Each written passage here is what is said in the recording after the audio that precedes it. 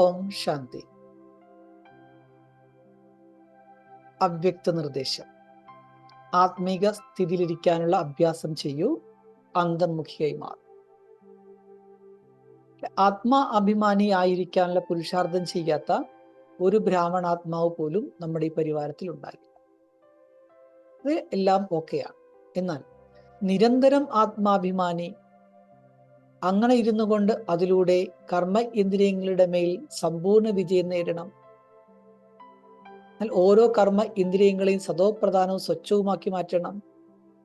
ദേഹത്തിന്റെ പഴയ സംസ്കാരം, സംബന്ധം ഇതിനെല്ലാം സമ്പൂർണമായി മർജീവയാകണം. ഈ പുരുഷാർത്ഥത്തിൽ നമ്പർ 1 ആകണം. ഈ കാര്യങ്ങൾ ശ്രദ്ധിക്കണം. ആത്മാഭിമാനിയാകും പുരുഷാർത്ഥം ചെയ്യുന്നുണ്ട്,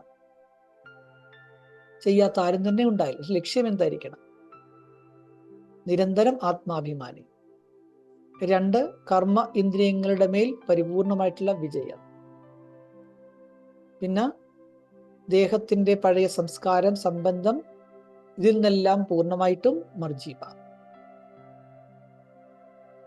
ഈ ഒരു അവ്യക്ത നിർദ്ദേശത്തിലൂടെ ബാബ എന്താണ് ഉദ്ദേശിക്കുന്നത്? നമ്മൾക്ക് എങ്ങനെയാണ് അവിടെ പരിവർത്തനം കൊണ്ടുവരാൻ സാധിക്കുന്നത്? അതിൽ ഒന്നാമത്തെ വിഷയം, സത്യമായ ബ്രാഹ്മണൻ എന്നാൽ ആത്മ അഭിമാനിയായിരിക്കും. ഉദാഹരണത്തിന് ഒരു താമരപ്പൂവ്, ഈ താമര ചെളിയിലാണ് നിൽക്കുന്നത്, എന്നിട്ട് പോലും അത് എത്ര നിർമ്മലമാണ്, എത്ര ഭംഗിയാണ്. അതുപോലെ ആത്മാ അഭിമാനി ആയിട്ടുള്ള വ്യക്തികൾ ലോകത്തിലെ ഏതൊരു നകാരാത്മകമായ സാഹചര്യത്തിൽ നിന്നുകൊണ്ട് പോലും തൻ്റെ വിചാരങ്ങളെ പവിത്രവും സ്ഥിരവുമാക്കി വെക്കും. സാഹചര്യം അങ്ങനെയായി, അതുകൊണ്ട് ഞാൻ ഇങ്ങനെയായി പോയി എന്നൊരിക്കലും അവരതിന് കംപ്ലൈന്റ് ചെയ്യില്ല. തൻ്റെ സ്ഥിതിയെ അവർക്ക് മെയിൻറ്റെയിൻ ചെയ്യാൻ അറിയും. അതാണ് സത്യമായ ബ്രാഹ്മണൻ. അടുത്തത്, നിരന്തരമായ ആത്മാഭിമാന സ്ഥിതി ഉണ്ടാക്കി വെക്കണം. ഇതാണ് സത്യമായ പുരുഷാർത്ഥം. ഉദാഹരണം നോക്കൂ, സൂര്യനൊരിക്കലും പ്രകാശം കൊടുക്കുന്നു എന്ന് പറയാറുണ്ടോ? പ്രകാശം കൊടുത്തുകൊണ്ട് ഞാൻ ക്ഷീണിച്ചു പോയി എന്ന് പറയാറുണ്ടോ? ഇല്ല. ആത്മാവും അതുപോലെ നിരന്തരം ആത്മരൂപത്തിന്റെ അവസ്ഥയിലിരിക്കൂ. അങ്ങനെ ആത്മാവിന്റെ പ്രഭ വർദ്ധിപ്പിച്ചുകൊണ്ടിരിക്കും.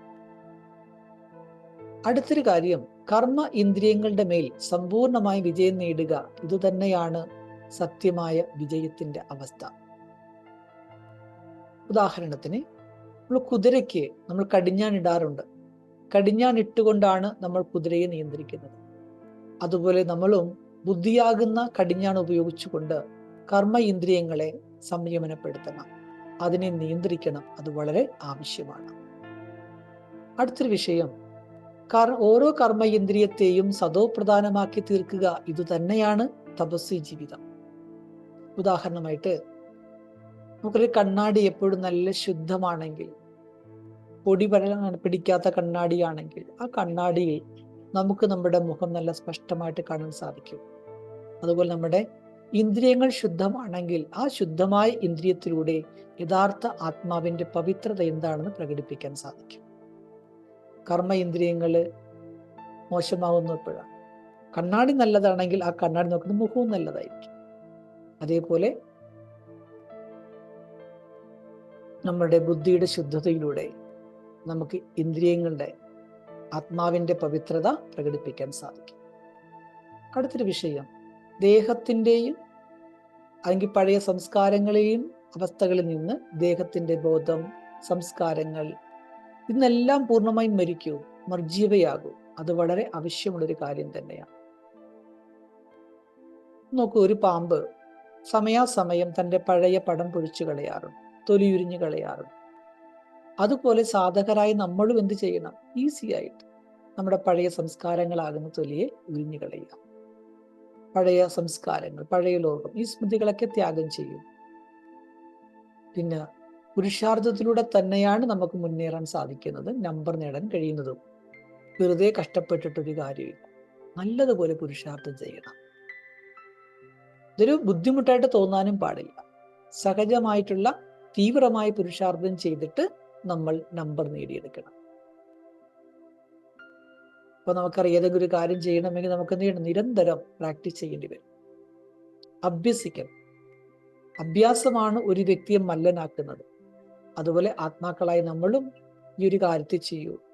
തീർച്ചയായിട്ടും നിരന്തരമായ അഭ്യാസത്തിലൂടെ നമുക്ക് നമ്മുടെ അവസ്ഥ നേടിയെടുക്കാം. ആത്മാവിൽ നിന്ന് സ്വയത്തെ മനസ്സിലാക്കൂ, തൻ്റെ രാജ്യത്തെ പ്രാപ്തമാക്കൂ. ഇതുതന്നെയാണ് ബ്രാഹ്മണ ജീവിതത്തിന്റെ സഫലത. ഓം ശാന്തി.